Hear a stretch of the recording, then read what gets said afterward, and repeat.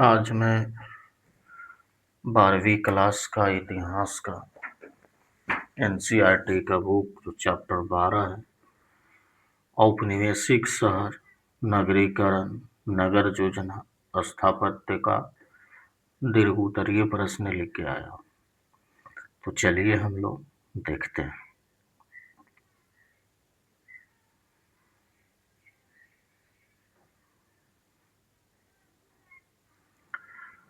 Question number 6 कहता है, 18वीं शताब्दी के दौरान शहरी केंद्रों को कैसे बदला गया? उत्तर होगा, शहरी केंद्रों ने मुगल साम्राज्य के पतन के साथ बदलना शुरू कर दिया। मुगल सत्ता का क्रमिक क्षरण उनके शासन से जुड़े कस्बों के पतन का कारण बना। मुगल राजधानियों दिल्ली और आगरा ने अपना राजनीतिक अधिकार खो दिया। नई क्षेत्रीय शक्तियों का विकास क्षेत्रीय राजधानियों लखनऊ, हैदराबाद, सेरिंगपट्टम, पूना, नागपुर, बड़ौदा और तंजौर के बढ़ते महत्व को दर्शाता है। व्यापारी, प्रशासक, कारीगर और अन्य लोग इन पुराने मुगल केंद्रों से काम और संरक्षण की तलाश में इन नई राजधानियों में चले गए। शहरी केंद्रों के इतिहास में व्यापार के नेटवर्क में परिवर्तन परिलक्षित हुआ। यूरोपीय वाणिज्यिक कंपनियों ने मुगल काल के दौरान अलग अलग स्थानों पर आधार स्थापित किया था। 1510 में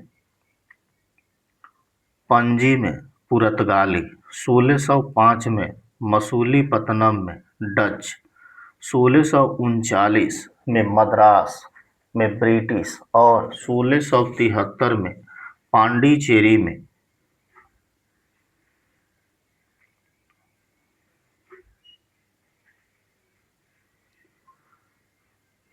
फ्रेंच वाणिज्यिक गतिविधियों के विस्तार के साथ कस्बे इन व्यापारिक केंद्रों के आसपास बढ़ते गए। 18वीं शताब्दी के अंत तक एशिया में भूमि आधारित साम्राज्यों को शक्तिशाली समुद्र आधारित यूरोपियन साम्राज्यों द्वारा बल दिया गया था। अंतर्राष्ट्रीय व्यापार, व्यापारिकता और पूंजीवाद के बल अब समाज की प्रकृति को प्रभावित करने के लिए आए थे। 18वीं शताब्दी के मध्य से परिवर्तन का एक नया चरण था। सूरत, मसूलीपट्टनम और ढाका जैसे वाणिज्यिक केंद्र जो 17वीं शताब्दी में विकसित हुए थे, जब व्यापार अन्य स्थानों पर स्थानांतरित हो गया तो गिरावट आई। नए भवन और संस्था विकसित हुई और शहरी स्थानों को नए तरीके से बनाने का आदेश दिया गया। 7 नंबर क्वेश्चन है, औपनिवेशिक शहर में उभरे सार्वजनिक स्थानों के नए प्रकार क्या थे? उन्होंने क्या कार्य किए? उत्तर, औपनिवेशिक शहर में उभरे नए प्रकार के सार्वजनिक स्थान सार्वजनिक पार्क, सिनेमा घर थे और 20वीं शताब्दी के सिनेमा हॉल से मनोरंजन और सामाजिक संपर्क के रोमांचक नए रूप मिले। भारतीय आबादी के लिए नए शहर शानदार स्थान थे जहां जीवन हमेशा एक प्रवाह में लगता था। नई परिवहन सुविधाओं जैसे कि घोड़े से खींची जाने वाली गाड़ियां और बाद में ट्रेनों और बसों का मतलब था कि लोग शहर के केंद्र से कुछ दूरी पर रह सकते हैं। इन नए बनाए गए सार्वजनिक स्थानों को ने विशेष रूप से महिलाओं को नए अवसर प्रदान किए। शहर में घरेलू और कारखाने के श्रमिक, शिक्षकों और थिएटर और फिल्म अभिनेताओं और अभिनेत्रियों के रूप में कई नए व्यवसायों का उदय हुआ। Question number 8। 19वीं सदी में नगर नियोजन को प्रभावित करने वाली चिंताएं थी। उत्तर 19वीं सदी में नगर नियोजन को प्रभावित करने वाले प्रमुख सरकार, स्वास्थ्य और रक्षा थे। शासकों के हमले से खुद को बचाने के लिए बड़े किलों का निर्माण किया गया था। ऐसा इसलिए भी किया गया था ताकि दुश्मन की सेना के खिलाफ किले से एक सीधी रेखा में अलग लगने की कोई बाधा न हो। ब्रिटिश शहर के भारतीय हिस्से की भीड़, अत्यधिक वनस्पति, गंदे टैंक, बदबू और खराब जल निकासी की स्थिति के बारे में चिंतित हो गए। इन स्थितियों ने अंग्रेजों को चिंतित कर दिया क्योंकि वे उस समय मानते थे कि दलदली भूमि और जहरीले पानी के जहरीली गैसें अधिकांश बीमारियों का कारण थे। उष्णकटिबंधीय जलवायु को ही अस्वस्थ और ऊर्जावान देखा गया। शहर में खुले स्थानों को बनाना शहर को स्वस्थ बनाने का एक तरीका था। इस उद्देश्य के लिए कई समितियों का गठन किया गया था। कई बाजारों, दफन मैदानों, घाटों और टेनरियों की साफ या हट दिया गया था। तब से सार्वजनिक स्वास्थ्य की धारणा एक विचार बन गई जिसे शहर की मंजूरी और नगर नियोजन की परियोजनाओं में घोषित किया गया था।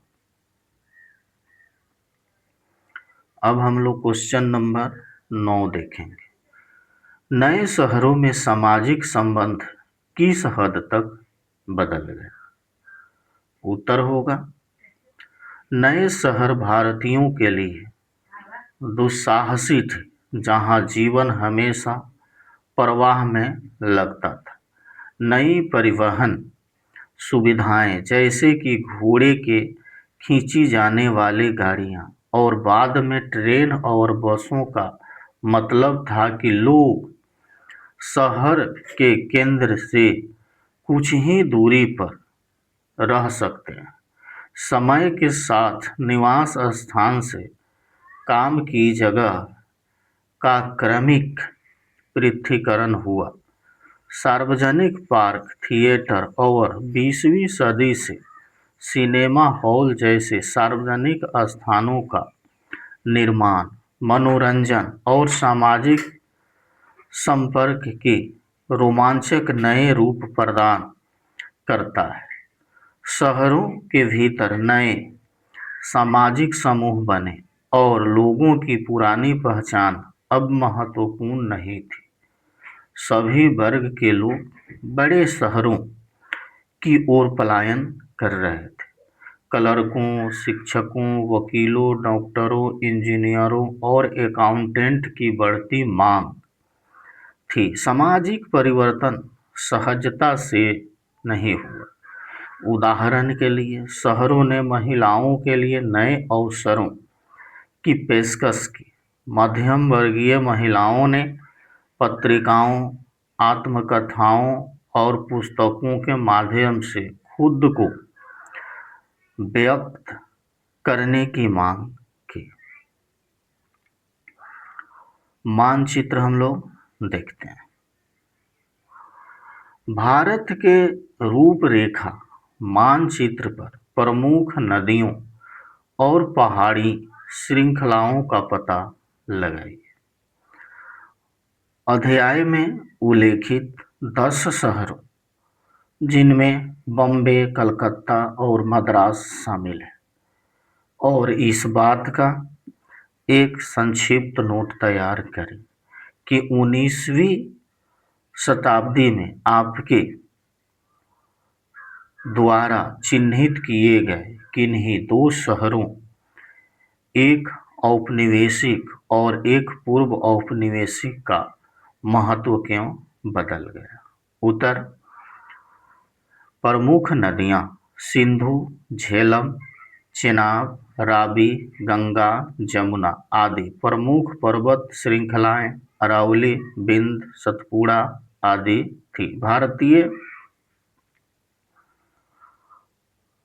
यही मानचित्र है, इसको गौर से देख लीजिए। भारतीय शहर इसको देखना है और इसमें ढूंढना है। तो यह वीडियो आपको कैसा लगा? अगर अच्छा लगा हो तो लाइक कर दीजिएगा, चैनल को सब्सक्राइब कर दीजिएगा।